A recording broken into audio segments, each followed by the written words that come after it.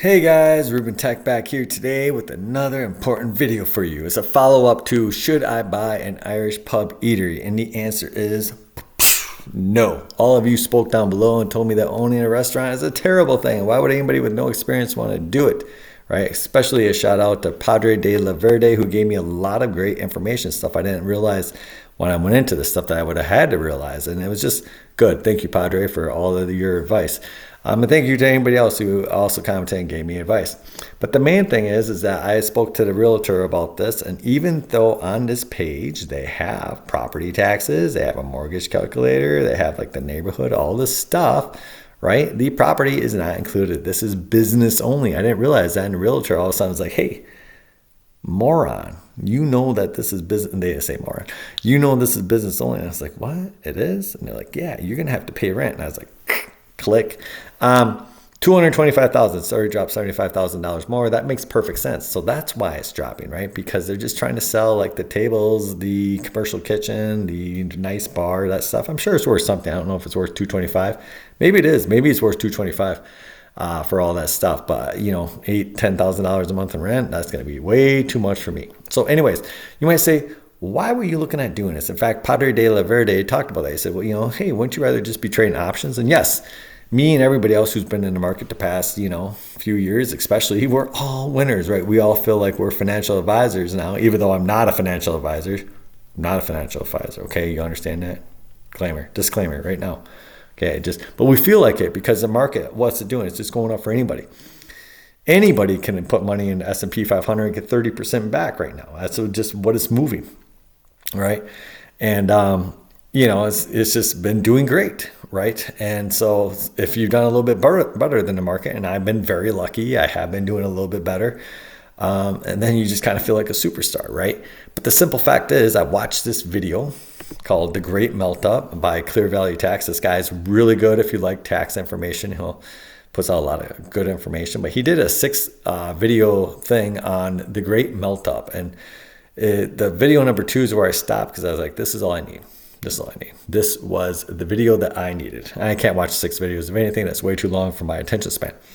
So anyways, in this video, the series is talking about the deficit, and the American deficit is gigantic, right? It is like, I think it's 130% of GDP or something insane like that right now. It's really a lot, right? And our debt payment right now is over $1 trillion a year. And so in this video, he's basically saying that politicians are not going to be able to get the deficit under control.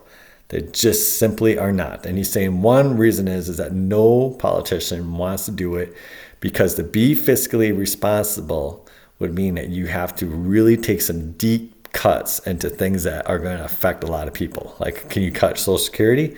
70 million Americans get Social Security. They're all old people. They all vote. Old people vote. Okay, and every single one of them think that they deserve their Social Security. I'm not saying they don't. I'm just saying if you ask some old person, hey, you mind if I take your Social Security? They're going to be like, beep you, get out of here. I earned that. I paid into that, blah, blah, blah. Right, left, whatever. So they could be like, oh, I hate communism. But you'd be like, I want your Social Security. Oh, man, they'll be ready to get the guns out and shoot you in Wisconsin. Okay, get off my land, boy. And so you're not touching their Social Security. Right. And so it's like, okay, so that's like $1 trillion, and the debt payment, that's $1 trillion, and the military is like $1 trillion. And you're like, oh, you can cut from the military. They do audits in the military. And over the last like 5 or 7 years, they got 300 billion that's unaccounted for. And that's pretty common actually in the American military. But have you ever heard of a military industrial complex? Cannot be touched. And the one thing is, if anybody was able to touch it, it would be Trump, but I don't think he would do it because he likes to project strength. I do remember when Barack Obama came into office, he said that he was going to close Guantanamo. And of course he couldn't, right? And, some reporters are like, when are you going to close? He's like, well, we can't, blah, blah, blah. And they're like, why? He's like, well, I spoke with the generals. And it's like, yep, military industrial complex, right? He's the president, but they're not going to let him do it. Right now, he could have if he really pushed the fight, and probably, like I do think, like out of any president Donald Trump could be the guy who could actually cut military spending, but I don't think it's in his interest because he is all about projection of might and strength. And so if anything, he might increase military spending. So anyways, right there, we got $1, 2, $3 trillion. And we haven't even talked about any other things like Medicare, Medicaid, all these other things out there, right? And so Elon had wrote out, I'm going to cut $2 trillion, but even if he cuts $2 trillion, that isn't enough. That basically takes us just to, we're still a little bit in debt, I think, if you cut $2 trillion, right? And we're not paying on anything, okay? We're not paying it down. In fact, the last time the government's been able to pay down deficit, I believe, was in the Clinton, like 92 to 2000. Not all those years, but a couple of years in there, he was able to pay down the deficit, okay? And so it wasn't very much. It was just like these little tiny payments, right? So it's not going to happen, okay? So even if they come in, they do, with this Doge or whatever, which isn't a real government department. I hate to tell people, is actually, the president can't create a department like that. Only Congress can. So it's like an outside department. And even if they were able to make big cuts, it's not going to get anywhere near where it needs to be, right? It's just a simple fact. And the next problem is that the government, this money we put in, so if we spend $6-7 trillion a year into a $25 trillion economy, guess what? That's a large portion of the economy. So if you start cutting $2 trillion, that's a huge part of the economy that's going out the door. And so guess what that's going to do? That's going to cause something called deflation. Now, I know that Elon went on record and he said the American people need to feel a little pain. He actually said that, right? But I don't think he understands, what, I don't want to say he doesn't understand. Elon is playing 5D chess, right? But deflation actually, as he points out, it affects the rich. Or maybe when he said that, he was indicating we need hyperinflation, okay, which is what is going to happen. So deflation, it hurts people in the middle, of course. So whenever anything happens, it affects the effects are felt more by the middle to lower class. So let me put that out there, right? If we have deflation, the middle and lower class are going to feel it more. But deflation on paper hurts the rich more because all of their assets, they own all the assets, and the assets are going to deflate. So let's say, I'm just throwing out numbers. The middle class and, middle and lower class own 10% of assets in America. Well, if assets going down, right, then they're losing, let's say they lose 50% of 10%, right? So now they have 5% of their, 5% of what it was. But if the rich people are at 90%, it goes down, it's 45% of the value, right? So they're going to feel that a lot more. What it actually does is it narrows the gap. And because we have more people, it's going to narrow the gap between the rich and the poor. And that will never happen. They're not going to hit a reset. It's not going to be a true reset where they're brought down to our level. But they're not going to hit any reset. There's no rich person that's going to do that. Not Elon, who wants to be the world's first trillionaire. Not Donald Trump, not Nancy Pelosi, not, Jeff Bezos, not any of these guys. And listen, I don't have anything against these guys. There's no reason they have to want to do this, okay? I'm not against, one day I hope I have 9 figures or 12 figures or whatever the hell they have. And I'm doing things like this, that's kind of the American dream, right? So I'm not saying anything bad about him. I'm just saying it's not going to happen. And he says that in here, and I agree with him 100%. So they're not going to choose deflation. So what are they going to choose? Hyperinflation. Because how do you get out of this then? Well, the problem isn't actually the size of the deficit. The problem, my cat's scratching at the door.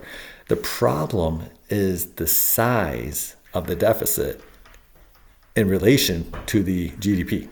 Okay, that is the issue. Okay, so if you grow the GDP, guess what? The ratio gets smaller, and that makes it better.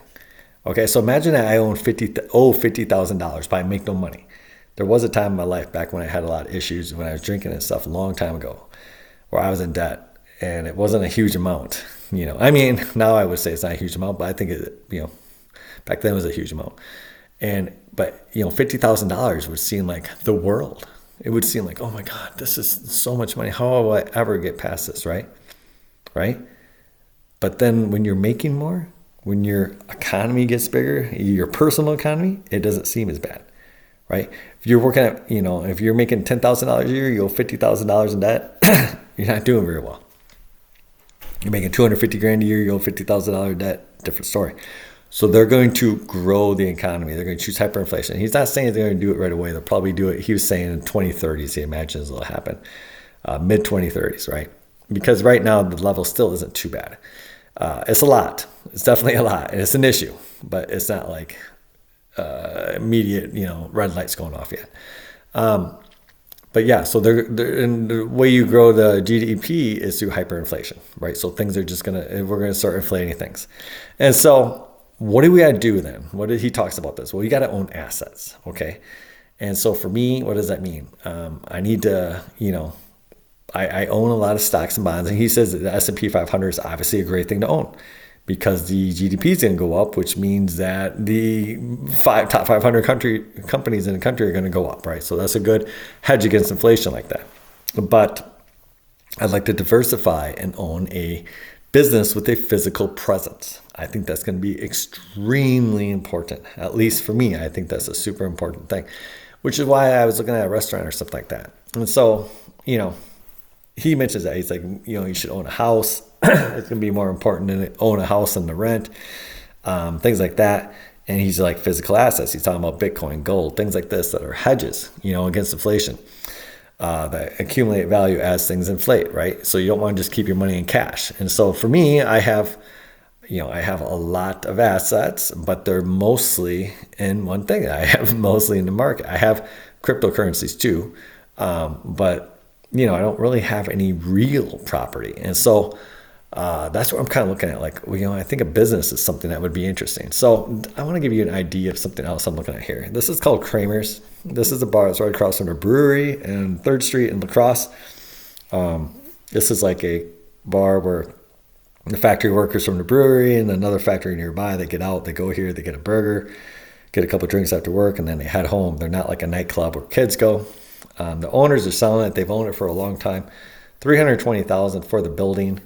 This building is definitely worth $320,000. If you just took the name off of it and made it a house, it would be worth, for this size, this is what it would sell for in La Crosse. So that's right there. That's a fair value, 100%. Already checked that out.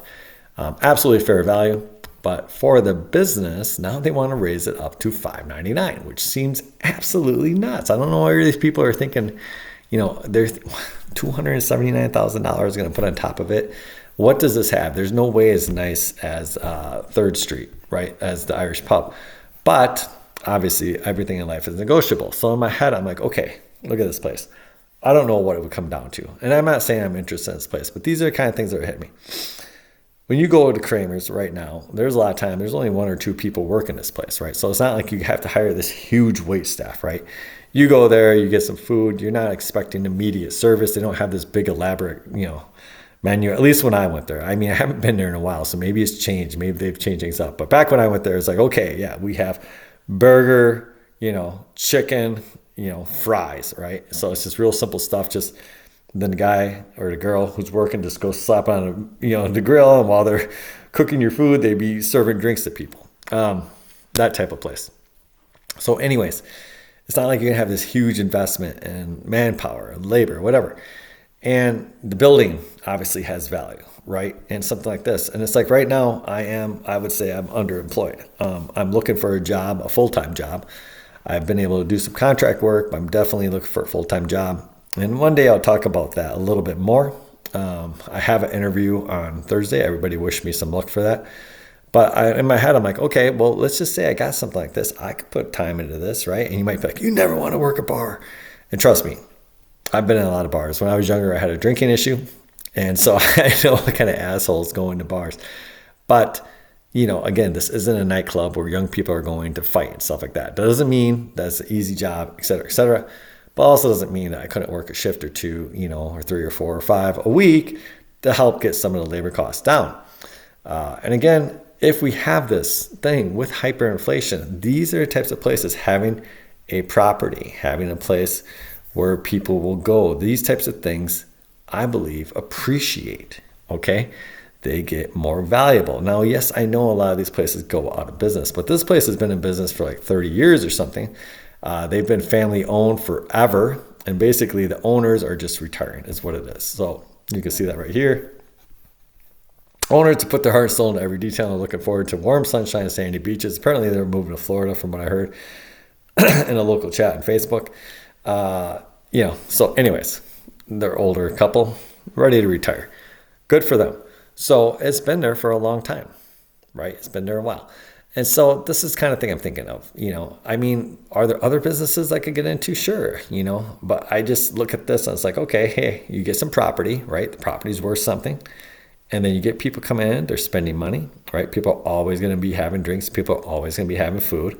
It's not going to go away anytime soon. I kind of feel like that's recession proof, maybe. I don't really know. But it doesn't feel like we're going to go into recession. If we have this hyperinflation, we're not going to go into recession. What we're going to go into is expanding of the economy. It's just that things are going to get more expensive, and that's like, look at the past 4 years, right? This is the issue the Democrats had. They're like, hey, look at the economy in the past 4 years. The economy's been great for me. It's probably been great for you because we're in the market, right? So like I said earlier, anybody right now, if they were smart enough to put their money in the market and just put it in S&P 500, you're getting, 30%, 25% a year right now under Biden. So they're pointing at that. But what they don't understand is the majority of Americans don't have their money in the market. Okay. So they're not feeling that. Right. And that's where Trump, he picked up on that. Right. And he missed it last time. That's why he got beat by Biden. So it's kind of like for politics in America, to me, I kind of think it's whoever speaks to the middle class the most right now wins. And Democrats missed it. They're like, hey, yeah, the economy's great. It's like, no, it's not. Okay. I've been doing well with my stocks and everything. I'm doing exceptionally well. But my grocery bill has literally doubled. The rent on this place is more expensive than the mortgage I paid for my house. It's just went through the roof. Okay. And yes, the stocks have outstripped all of that. Yes, they have. Okay. I'm not going to say they haven't. I'm very blessed in that aspect. But what about the people in my situation who don't have the assets? They are really, really feeling it. And from what I understand, the majority of Americans don't have a lot of assets and aren't in the stock market. Like maybe they have some retirement or something like that, but they're not actively participating in the stock market, right? Or they don't have a significant amount of assets. So those people are really feeling it. But anyways, that's my thinking on these kind of things. Let me know what you think. If I'm completely wrong and I'm an idiot, tell me. If you think I got something going here, let me know also down in the comments below. Please like and subscribe and have a great day. Bye-bye.